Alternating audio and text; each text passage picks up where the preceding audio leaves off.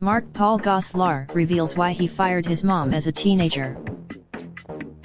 Mark Paul Gosselaar, who played Zach Morris on A Saved by the Bell and who these days stars in Fox Ath Passageau, sat down with Thursday Scott Feinberg for his podcast and opened up about the time when, at age 19, he fired his mother, Paula, as his manager.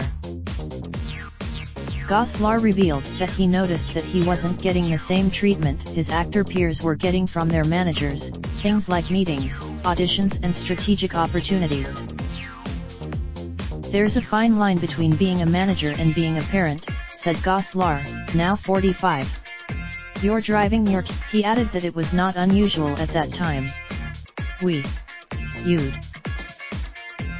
One piece of good news: Gosselaar and his mother have since reconciled. Related video: Saved by the Bell's Mark Paul Gosselaar reveals he dated co-star Elizabeth Berkley via etonline.com. Raindrop, drop top smoking, no cooking the hot pot. Fucking on your bitch, yeah, that. Looking up, open the park pot.